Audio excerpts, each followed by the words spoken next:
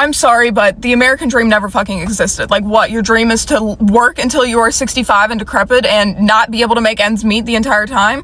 Like, I'm sorry, but that just does not sound remotely appealing to me.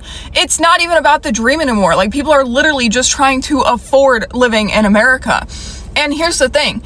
If you are working for America, you will never be able to live your dream life in America. Like, I was born in the USA, which means I was told to pull myself up by my bootstraps.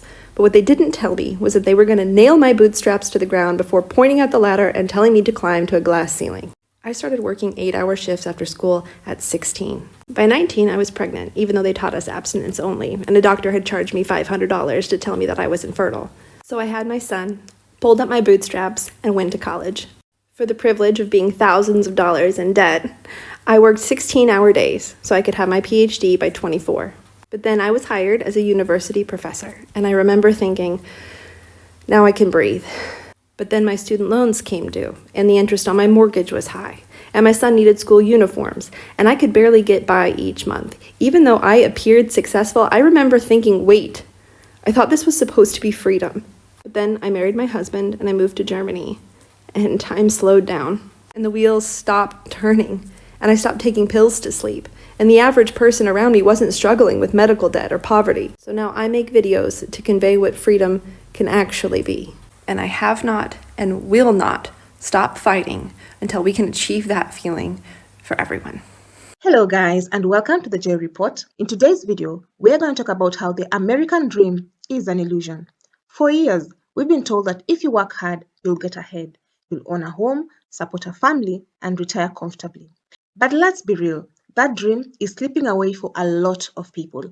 I mean, look at the numbers. In 2023, the median home price hit $416,000, making home ownership nearly impossible for first-time buyers. And how about wages? They've barely budged in decades. And don't even get me started on healthcare. The average family plan costs over $23,000 a year. So what's going on? Why does it feel like no matter how hard we work, we are always struggling to keep up? The truth is, the cost of living is rising way faster than our paychecks. Student loans, rent, groceries. I mean, it's all adding up, leaving many of us feeling stuck in an endless cycle of debt and stress. And it's not just a feeling. A recent survey found that 78% of Americans think the next generation will be worse off than their parents. And that's a huge shift from the optimism in the past. So, what happened to the American dream? If this is the kind of content that you enjoy, please consider subscribing, liking, and sharing this video so that YouTube can recommend it to a wider audience. And without further ado, guys, let's go straight into this video. Now, let's watch a few clips of real people and their experiences chasing this American dream. And when we come back, I'll give you my commentary. How are people affording life right now? How are people tackling this cost of living on the average American salary? I just watched a TikTok of a teacher who makes a teacher's salary. I don't know what state she's in, so I don't know how much she makes, but her one-bedroom apartment is $2,000. And when she spends $2,000 on that one-bedroom apartment, it doesn't even come with a washer and dryer. So she has to go pay an additional $2 every time she wants to use their washer and dryer. Okay, like, how does that leave her any extra money to spend? And then she said she had a $400 car payment, which some people were bashing her on that.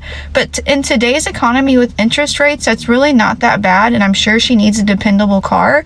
So you talk about teacher's salary, $2,000 in rent, $400 car payment. You got insurance, you got groceries, electricity. Like, I don't understand how people are affording life right now, and it really makes me sad for some people. You have people who are like her. She's single, she has her own salary, or families where it just works out best for them for the mother to stay home. And if the father is just making an average American salary, how are they affording life without going in a bunch of debt? This lady who's a teacher started crying because she said she realizes on her salary and where she lives, she will actually end up in more debt.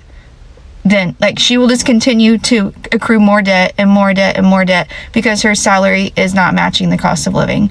And what's sad is I've seen people be like, just spend less.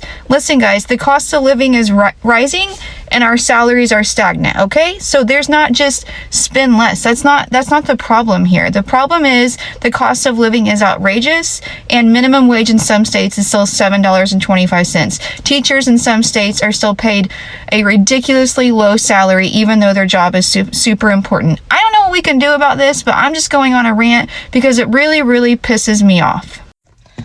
Hi guys, I'm really stressed today.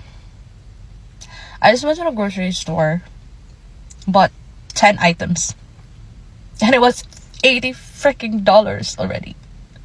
I literally have $10 left on my account. The fuck? So a little backstory. I got laid off from my job a month ago.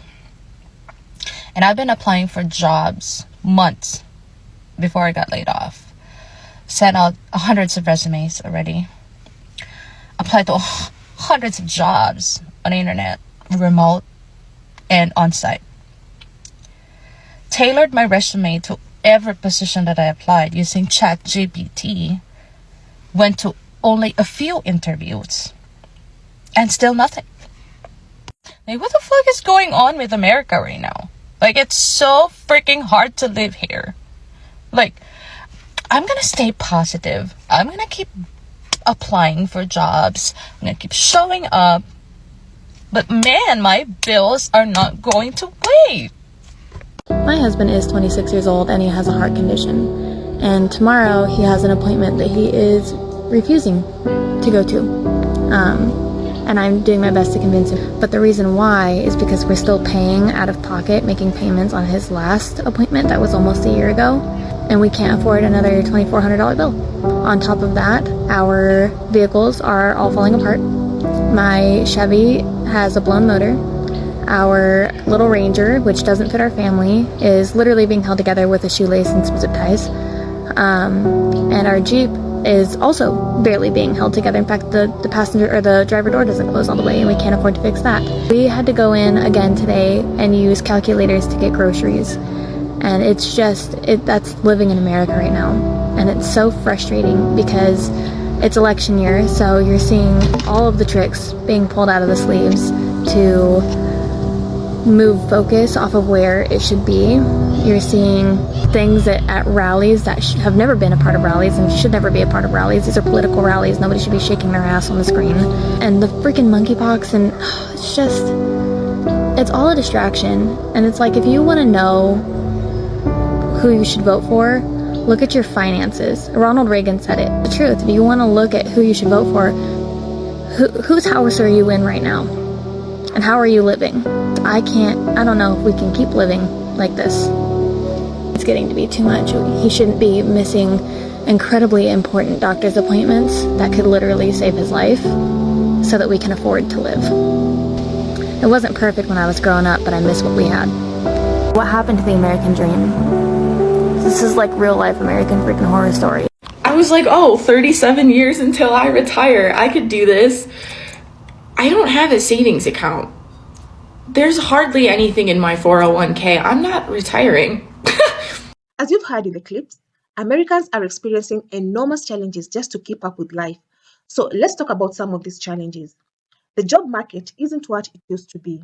Gone are the days of stable, lifelong careers with pensions. Now, many Americans are stuck in low-wage and stable jobs with no benefits. Inflation keeps pushing prices up, but wages haven't kept pace. A lot of people are just one paycheck away from financial disaster. And while companies report record profits, workers are seeing less and less of the wealth they help create. How about student loans? Higher education was supposed to be a gateway to success, but for many, it's just a lifelong financial trap. The average student loan borrower graduates with over $37,000 in debt. That's money that could have gone towards buying a home or starting a business, but instead it's just paying off interest. And the tuition costs rising every year, younger generations are questioning whether college is even worth it anymore. The promise of higher education leading to a better life is starting to feel like a scam. College tuition keeps going up, and student loan interest rates make it nearly impossible to pay off debt quickly.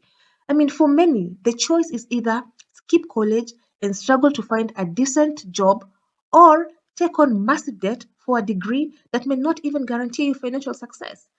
Many graduates are finding themselves overqualified for low-paying jobs, questioning why they were even encouraged to take on so much debt in the first place. It was a really hard thing for myself and our family to admit that the United States was not capable of providing what we needed anymore. And honestly, it's the reason most people, quite frankly, in their lives will probably never change and never move and never move out of the US or change their lifestyle circumstances significantly because, well, it's just the way it is, or it's just the way everybody else lives too, so it's just the way it is here, or we're just like, honestly, like a subconscious unwillingness to wake up from the matrix, to wake up and say, this isn't working for me, for people that it's not working for, which isn't everybody. But if it isn't working for you, then denying it doesn't help you. And specifically, the things that tend to affect people over time, I tend to feel like it's people over 30, and it's people who are concerned with things like for their children, the cost of health care, the cost of living, which, I mean, is everybody these days. But these things, they can become really difficult. I mean, they can change your life to become very stressful. They can make it so that you're not really having fun anymore. And that's what happened to me, where I'm just like, I just say to my wife, I'm not having fun anymore. Like, this grind is not fun. I just feel like I'm treading water now. I'm working my ass off and I'm just treading water. I'm not getting ahead, or I'm not getting ahead at the level I want to in order to be where I want to be in retirement. And that's not fun. I live and work in Spain, making roughly 1,000 euros a month, which in America is nothing, but in Spain is more than enough to live. I only work 16 hours a week, and I'm able to afford a super nice apartment in the city center of Madrid. Food costs me 20 euros a week. My electric bill is like 30 euros a month. I don't have to worry about gas or a car payment or insurance because the public transportation system is so world class that you don't even need a car at all. Madrid is like the New York of Spain, except if you were living in the city center of New York, you'd have to be making literally at least $5,000 a month, and that's extremely lowballing it. Just their way of life in general, like, is so much more relaxed and just taking time to enjoy life rather than just working constantly. They literally have a siesta in the middle of the day where they take 3 hours to go nap or go to a coffee shop to hang out with friends. Like, the American mind cannot fathom. It's just crazy to me because, like, you've been told growing up your whole life that America is the best country in the world. That's just so far from the truth.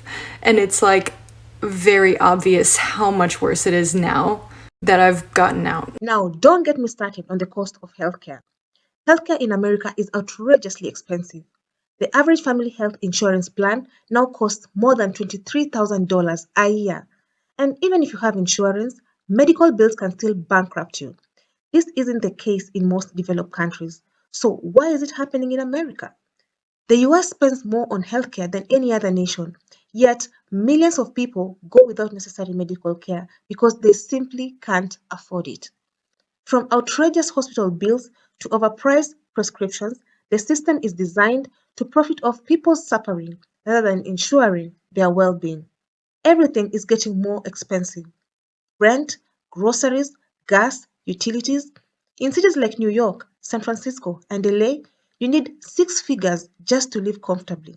Even in small towns, the cost of living is rising faster than wages, making it harder for everyday Americans. People are making tough choices between either paying rent or buying food, skipping doctor's appointments just to save money, and delaying major life milestones like marriage and having kids because they simply can't afford it. When you look at the gap between the poor and the rich, it keeps widening. The top 1% owns more than 30% of the country's wealth, while the middle class shrinks every year. Big corporations rake in record profits while the average worker gets left behind. If you feel like you're working harder but not getting ahead, you're not imagining it. The system is built this way. CEO salaries have skyrocketed while the average worker's pay remains stagnant. Meanwhile, tax policies continue to favor the wealthy, making it harder for regular people to climb the economic ladder. And can we talk about gun violence? Mass shootings, rising crime rates, and safety concerns are another layer of stress to daily life. For many people, the fear of random violence is just another reason why the American dreams feels further out of reach. Schools, shopping malls, and workplaces have become places of anxiety instead of security. Families worry every day about their safety. In America, new mothers are expected to return to work just 6 weeks after giving birth, if they even get that much time off. Compare that to other developed nations. Some are even given a year. Last but not least, let's talk about retirees. Retirement is becoming a luxury only a few can afford. Pensions are disappearing. Social security is uncertain, and many Americans have little to no savings. In fact, nearly half of US households have no retirement savings at all. This means that many retirees are forced to keep working well past their retirement age or rely on family for support. The image of golden years filled with travel and relaxation is being replaced by a harsh reality of financial struggle and uncertainty. And so, to summarize, is the American dream officially dead? Not necessarily, but it's definitely on life support. If we want to fix this, we need real change. There needs to be policies that support workers, affordable healthcare, better wages, and real opportunities for economic mobility. So, if you agree or disagree, let's talk about it in the comments. So, what's your experience with these challenges? Have you found ways to navigate them? Otherwise, that's it from me. I have another video on the identity crisis of biracial people.